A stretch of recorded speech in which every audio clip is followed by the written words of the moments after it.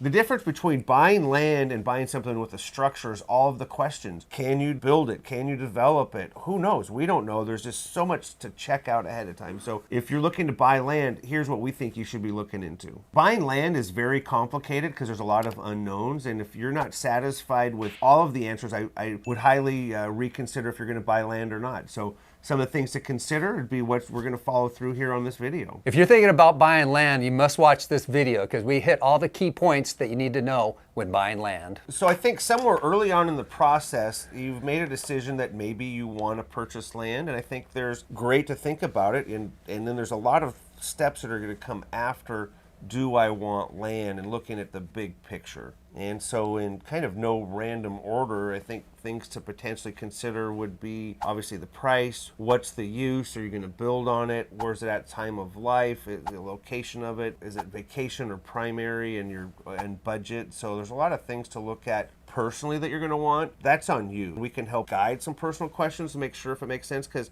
some aspects raw land isn't the best investment. So if you were to say take $1 million and put it into raw land, and then you get to pay taxes on that and you're getting no income, versus if we help you buy an apartment building and you're making $5,000 a month versus spending $200 a month on taxes. There's just a big difference right there. So making sure if that works for you is important to us. So first thing we try to do is mostly even talk people out of buying real estate, because we're going to make sure this is something that you want to do. But after you've made the decision that you want to buy land, and we're going to go through the process of things that we would look at. So here's some things you should check out if you're looking to buy raw land or vacant real estate. Access and utilities. So one, making sure that you can physically get to the property and you have the legal right to get there. So whether it fronts on an already existing road, is that going to be private or county or city, and who's going to potentially have to pay to put that in? It's a complicated process. If there's access there, it's already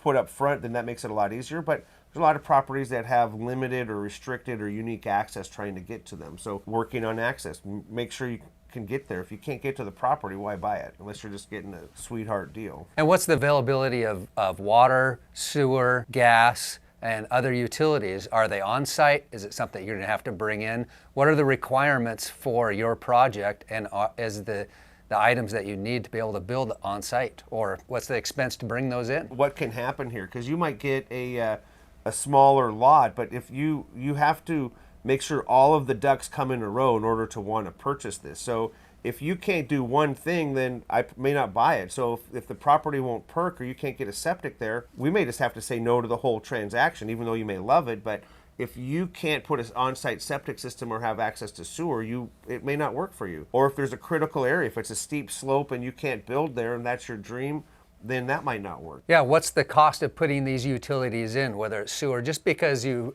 look across the street and the neighbor has city water, that doesn't necessarily mean that you have access to it. So maybe you have to either drill a well or a commercial well, or what's the development requirements actually on the property that you're looking for? So a lot of what I believe you should be looking at is making sure the property can be developed to your satisfaction. Sometimes there's a lot that can happen, and if one thing goes wrong, it almost may put the whole transaction on kaput. So zoning, is the property zoned for your intended purpose? So if you're looking to put in a convenience store in a residential neighborhood, that's just not going to work. So making sure that the zoning's right. And rezoning, maybe there's conditional use on the property, so maybe things would change down the road if you decide to do something else. So could be an urban growth area. It could be proposed that the zoning may be something now, but you wait a little while and it's going to be something different. So understanding what that something different may be. So these are things obviously we'd want to check out and make sure that you know before you buy it. You wouldn't want to buy this big expensive property with the idea you're going to commercially develop it, only to find out 3 weeks later you can't do that anymore. So it's important to know what you can do. And some research we'll do from our end is just looking through the municipalities who govern the zoning out there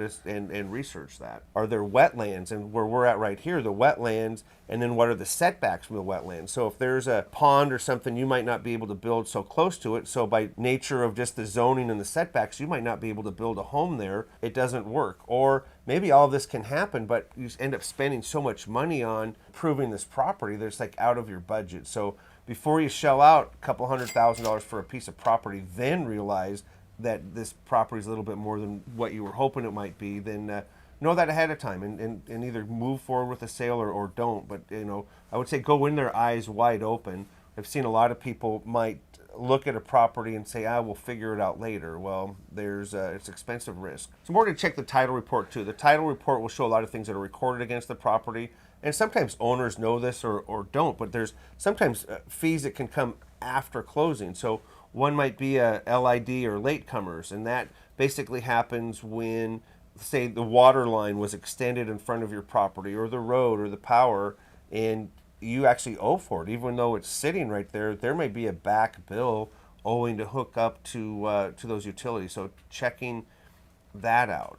Yeah, there's certain aspects with open space that maybe the property has some deferred taxes because it's been placed in a reserve. And then in order to do your project, you're going to have to take it out of open space, which would require you paying some of those back taxes that are required. Yeah, so we're in Whatcom County, and your county may be different. We'll have open space agricultural for farmland and open space forestry. So for the most part, while you have your property in open space, there's all these requirements. You get a lowered monthly or annual tax rate. And so you might have it in open space for 50 years. Then you want to sell the property. So if you're going to buy the property, what kind of taxation is this property in is an important question for you, because depending on your intended use from it, if it's been a field for the last 50 years and you want to put a house in there, you're going to have to actually pay some of the back taxes. And it's a mathematical equation that we can help you figure out. But for the most part, you have to pay back 7 years on that section you're taking out of open space, and then a penalty too, if you can. Checking to see if there's any restrictions that may stop you from actually building right now. So there might be like a moratorium. And so that can happen in a few different ways. It could happen because someone forested the property and actually cut all the trees. Part of that plan is you can't build on that for a while. So I'd want to know that if your plan was to build right away. There may be some water moratoriums. We had, water districts that will not allow more water. And if you can't have water, you're not going to be able to build. There might be HOA rules that come into effect that may limit what you'd want to do. All right, Dave, how do you feel about code violations and permit fees? Well, I think, you're definitely making sure that if you're looking at a property that has structures on it, making sure that the proper permits were acquired to do it. Sometimes you may find that whatever process they were in had a red flag, or there was some stoppage done on the property that made them halt, that maybe they have some back fees that are owed for some work that was done that wasn't permitted. There's certain things that can be buried on the land or have some contamination. So was there an old oil tank on the land that maybe perhaps leak?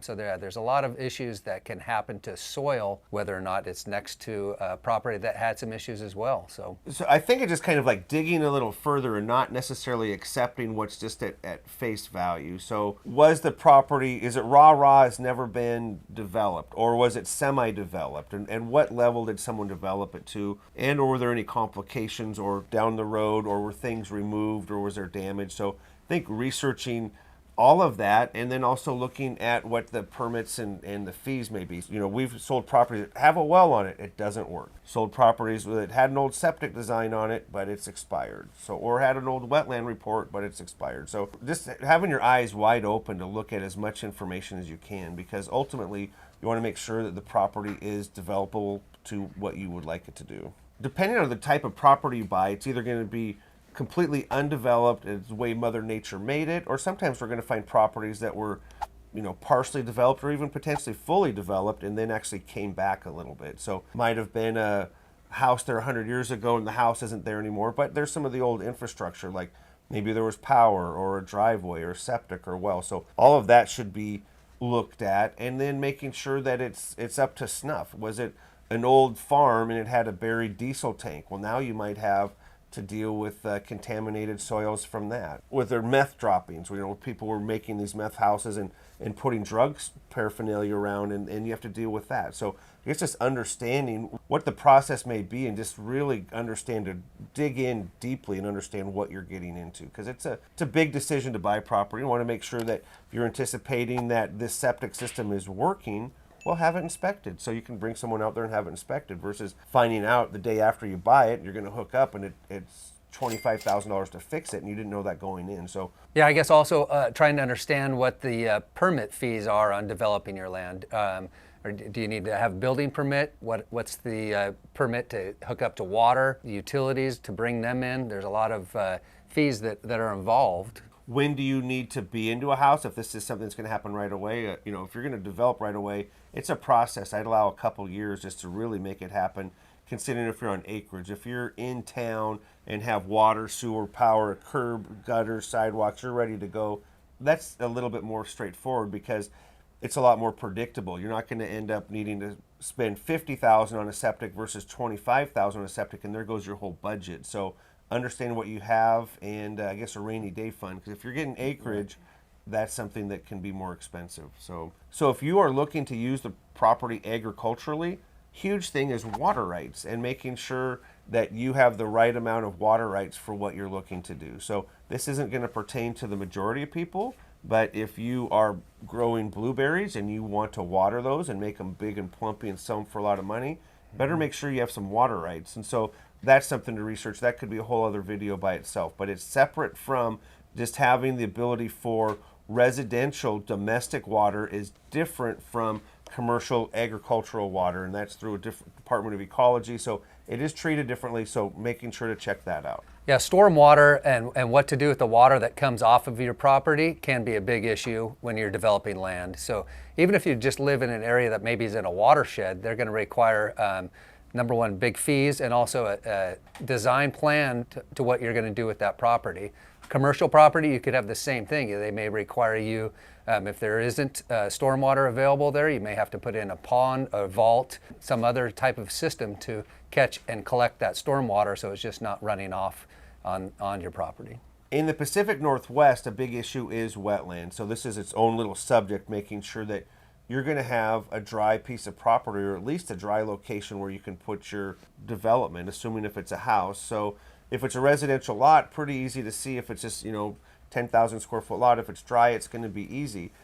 Usually wetlands are going to come into play on areas that are close to some type of body of water or just really moisture saturated land. And so what'll happen, you can look at maps and see if it's designated as wet areas, but usually what's going to happen is you have to bring in a wetland specialist who's going to look at your property, and they're not just going to look for surface water. They're actually going to dig into the earth and look at the soil composition and see what it's made of and organically and how long it's decomposed. There's a big math thing, but so they're the cool part is they create a map at the end of it, shows here's your wetlands and here's your setbacks. And so making sure that your whole parcel isn't within the setback so you can build on it. Yeah, wetlands, especially in Whatcom County, can be a big issue. So whether or not you're buying a house, maybe it's on 5 acres and you're like, sweet, I like this, I'm going to build a barn on the back, a big shop or whatever. If there's wetlands involved, guess what? It may not be possible.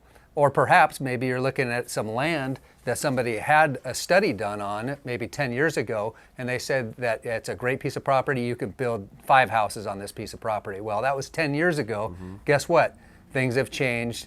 You're going to probably need a new one because maybe now you only get 1 house on that property. So we're not trying to scare you. A lot of people buy land. We sell a lot of land, but we want to make sure it's the right fit for you and what your intended purposes are. So there's a lot to research, and whether the seller has researched it or if you've researched it or a combination, just making sure that you're getting the right piece of property that works for you and you're budgeted for some of the upcoming expenses that it's going to take to develop the property either now or in the future. Because a lot of times people are like, all right, I'm going to build in 5 years, want to get the property now just so I can kind of whittle away at it or take my time to have fun and camp on it for a while. But anyways, we love the Pacific Northwest. We love the land around here. So I think land is great, but is it great for you?